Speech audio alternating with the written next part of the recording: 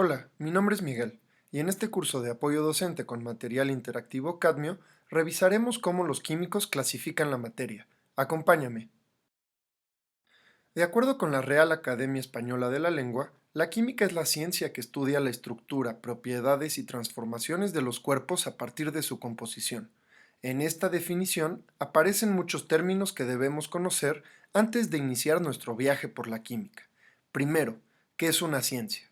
La ciencia es el conjunto de conocimientos obtenidos mediante la observación y el razonamiento sistemáticamente estructurados y de los que se deducen principios y leyes generales con capacidad predictiva y comprobables experimentalmente. El método científico ha caracterizado históricamente tanto a las ciencias sociales como la economía o la sociología y a las formales como la física o las matemáticas. El método científico es una metodología destinada a obtener nuevos conocimientos, que consiste en la observación sistemática y rigurosa, la selección de un sistema de estudio, el planteamiento de una hipótesis acerca de su comportamiento de acuerdo al ámbito en el que se suscribe, la comprobación de la hipótesis a través de la experimentación con resultados medibles, la interpretación y el análisis de los resultados y finalmente la divulgación de los resultados.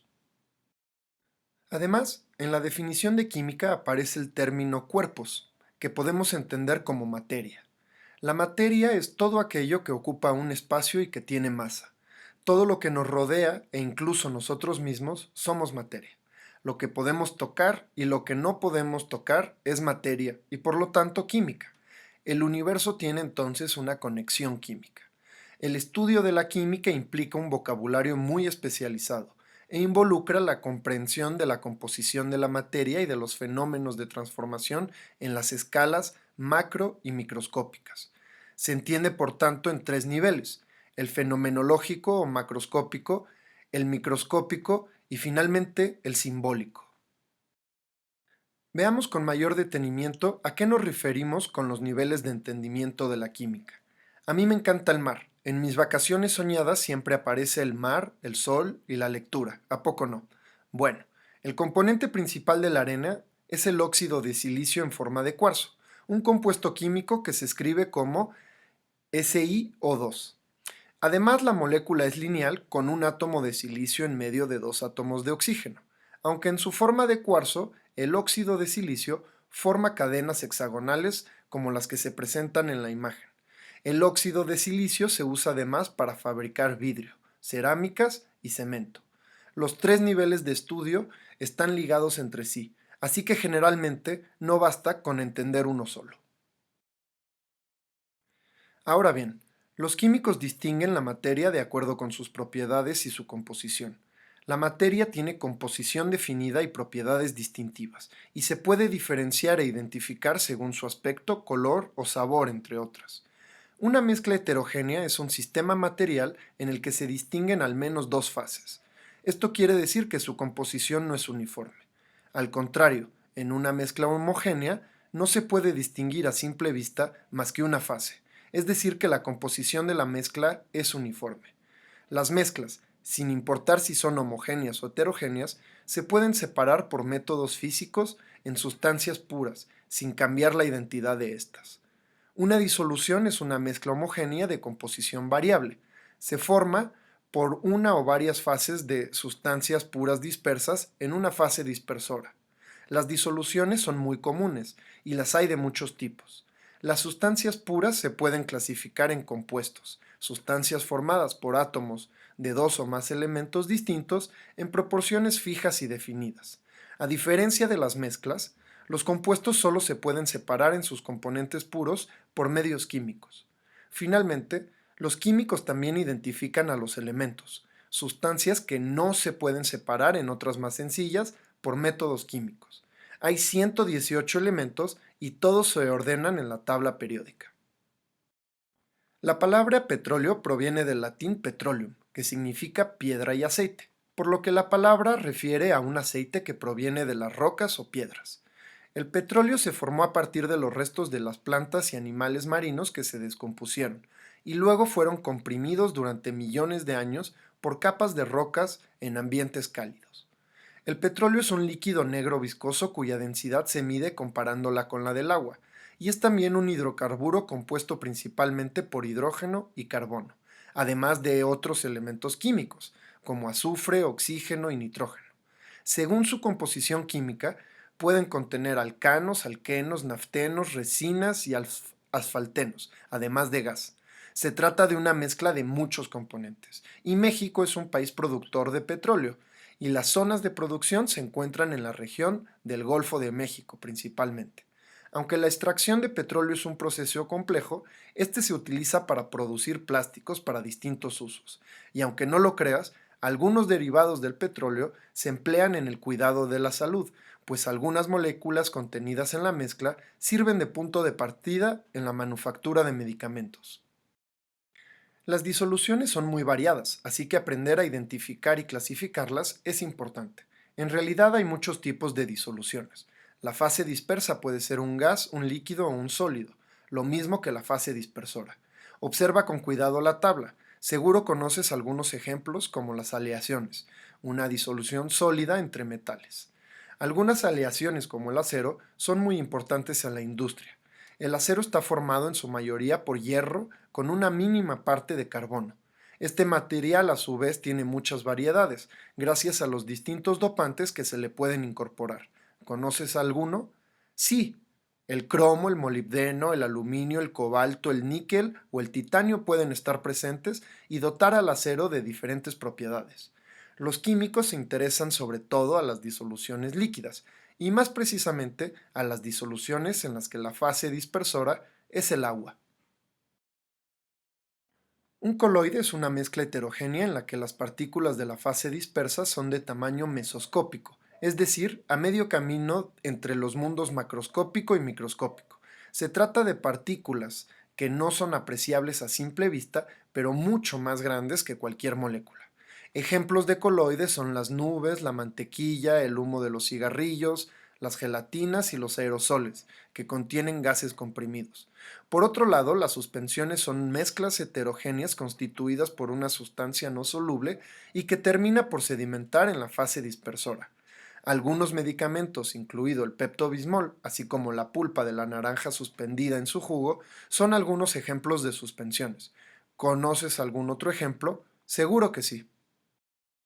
Existe una sutileza que normalmente los químicos confunden o pasan por alto, pero que me parece interesante revisar.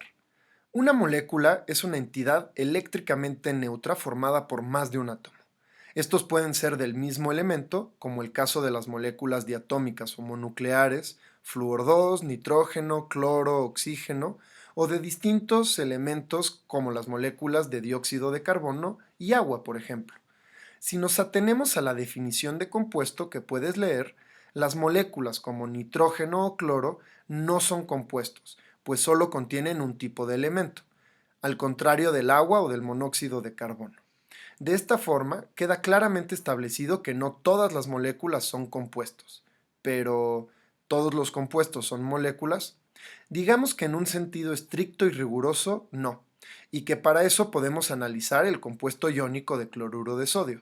Este compuesto se forma por la interacción de cationes sodio y aniones cloro, y en realidad forman estructuras de redes cristalinas, es decir, arreglos estructurales ordenados y repetidos, de manera que, en rigor, no hay moléculas independientes de cloruro de sodio, y su fórmula química proporciona el cociente de iones. Vamos a hacer un ejercicio sencillo. Tómate tu tiempo. Puedes pausar el video para leer el enunciado y luego responder.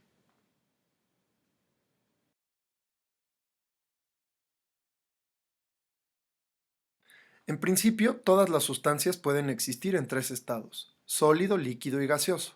Veamos el ejemplo del agua, que nos es muy familiar por su ciclo natural y que lo conocemos en los tres estados de agregación. Al agua la encontramos en el estado sólido en forma de icebergs, en los mares septentrionales, en su forma líquida, en ríos, lagunas, mares y océanos, y en estado gaseoso como vapor de agua. En el estado sólido, el agua y las demás sustancias sólidas se caracterizan por tener forma y volumen definidos, además de ser incompresibles. A nivel molecular, las partículas en el estado sólido se encuentran muy juntas y ocupan un lugar fijo en el espacio, Se trata de arreglos ordenados y altamente cohesionados. Por otro lado, en el estado líquido, las sustancias tienen un volumen definido, mas no una forma, pues las sustancias líquidas adoptan la forma del recipiente que las contiene. Son compresibles y aunque las partículas se encuentran relativamente juntas, se trata de sistemas desordenados. Por último, en el estado gaseoso, las sustancias no tienen ni forma ni volumen definido. Son altamente compresibles y son sistemas desordenados y sin cohesión. Históricamente se estudió el comportamiento de los gases debido a que en el estado gaseoso las sustancias presentan el comportamiento más simple. Observemos con cuidado el comportamiento de un gas contenido en una jeringa con un émbolo móvil. Bajo estas condiciones, tanto el volumen como la presión ejercida sobre el gas pueden variar, mientras que la temperatura permanece constante. Si disminuye el volumen del gas mientras se mantiene constante la temperatura, las partículas chocan con mayor frecuencia contra las paredes del recipiente que las contiene, aumentando la presión sobre las paredes del recipiente. Un aumento en la presión provoca un aumento de las fuerzas de cohesión al disminuir la energía media de las partículas. Aquí solo hice el caso de la disminución y aumento de la presión a temperatura constante, pero piensa en los diferentes casos. ¿Qué pasa cuando aumenta la temperatura a volumen constante, por ejemplo? Cada cambio en el estado de agregación de las sustancias lleva un nombre. Cuando un sólido pasa al estado líquido, se dice que fundió. La fusión es un proceso importante para caracterizar compuestos orgánicos. Por otro lado, la solidificación es el paso de líquido a sólido. La vaporización ocurre cuando un líquido pasa al estado gaseoso, mientras que la condensación ocurre cuando un gas se condensa, es decir, que pasa al estado líquido. La deposición y la sublimación son el proceso por el cual un gas pasa a estado sólido y viceversa, respectivamente. Al calentarlo ligeramente, el yodo sublima, pasa del estado sólido al gaseoso sin pasar por el estado líquido. La sublimación es un proceso inusual y muy llamativo. ¿Conoces algún otro caso de sublimación? Por último, para cada proceso de cambio de estado de agregación, hay un cambio de energía asociado. Los procesos en los que se requiere energía y por lo tanto son endotérmicos los puse con flechas amarillas. Y por el contrario, cuando el proceso libera energía, es decir, que son exotérmicos, los puse con flechas naranjas. Reflexiónalo, piensa en el ciclo del agua y seguro encontrarás toda la lógica. Pocas cosas son inalterables, y los químicos dicen que hay transiciones de fase o cambios en el estado de agregación de las sustancias. Además de los sólidos, los líquidos y los gases que ya conoces, hay otras fases de la materia más inusuales. Por ejemplo, el plasma, que es un estado parecido al gaseoso que se utiliza en las televisiones del mismo nombre. En el plasma, las partículas de materia tienen carga, con lo cual el plasma fluye de manera más ordenada a como lo haría un gas, y por eso son buenos conductores eléctricos. Los cristales líquidos son un ejemplo de otro estado de agregación más inusual de la materia. Como su nombre lo indica, los cristales líquidos se encuentran a medio camino entre un líquido y un cristal sólido. Las moléculas de los cristales líquidos forman capas, y en una dirección puede presentar cierto desorden, mientras que en otra tener un arreglo más ordenado. Finalmente, en el año 2013, se predijo un nuevo tipo de hielo estable, llamado superiónico, estado en el que el sólido y el líquido son estables al mismo tiempo, y cuya presencia se asume en los planetas Urano y Neptuno. Las propiedades de las sustancias, que son sus atributos o cualidades más importantes, pueden clasificarse de varias maneras, y aquí vamos a repasar las más comunes. Primero, las propiedades organolépticas, que son aquellas que se utilizan para describir las sustancias mediante alguno de los 5 sentidos, es decir, en función de su color, sabor, textura, olor e incluso con base en los sonidos que emiten. Las propiedades organolépticas, aunque muy útiles, son muy limitadas y subjetivas. Representan una importante primera aproximación, pero no nos permiten cuantificar las sustancias. Por otro lado, las sustancias se pueden clasificar de acuerdo con sus propiedades físicas y químicas. Las propiedades físicas son aquellas que se pueden estudiar sin que las sustancias se transformen, mientras que las propiedades químicas son aquellas en las que las sustancias cambian en su estructura interna. Aquí te dejo algunos ejemplos. Si no los conoces todos, investígalos. Por último, las sustancias pueden clasificarse de acuerdo con sus propiedades extensivas, que dependen de la cantidad de materia que se investigue, o intensivas, en las que no hay dependencia. Ambas son muy útiles y utilizadas. Los químicos trabajan constantemente con la densidad y la temperatura. La densidad es una propiedad intensiva, por lo que no depende de la cantidad de materia presente, y entonces la proporción de masa sobre volumen permanece constante para un material dado. En otras palabras, el volumen aumenta conforme la masa lo hace. Normalmente la densidad depende de la temperatura. Aquí puedes ver la densidad de algunas sustancias comunes. Fíjate cómo reporto la temperatura, haciendo ver que la densidad varía con la misma. Por otro lado, hay tres escalas de temperatura que se utilizan de manera común y sus unidades son grados Fahrenheit, grados Celsius y Kelvin. En la escala Fahrenheit, la más usada en Estados Unidos, se definen los puntos de congelación y ebullición normales del agua como 32 grados Fahrenheit y 212 grados Fahrenheit respectivamente. La escala Celsius divide el intervalo entre los puntos de congelación y ebullición del agua en 100 grados. Finalmente, el Kelvin es la unidad básica de temperatura del Sistema Internacional de Medidas. Se trata de una escala de temperatura absoluta. Por absoluta decimos que el cero de la escala Kelvin es la temperatura más baja que puede teóricamente alcanzarse. Aquí puedes ver las ecuaciones que relacionan una escala con otra. En la tabla periódica la gran cantidad de elementos son sólidos, hay unos pocos gases y apenas tres líquidos. A cada elemento le corresponde una densidad y una temperatura de fusión y ebullición, temperaturas a las cuales un elemento pasa del estado de agregación sólido al líquido y del líquido al gas, respectivamente. El osmio es el elemento más denso conocido con un valor de 22.6 gramos sobre centímetro cúbico. Aquí lo señalo.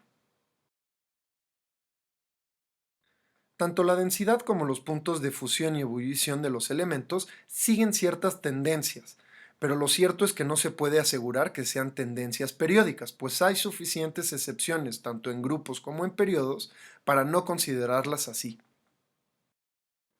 Recuerda que la práctica hace al maestro y que es necesario ejercitarse.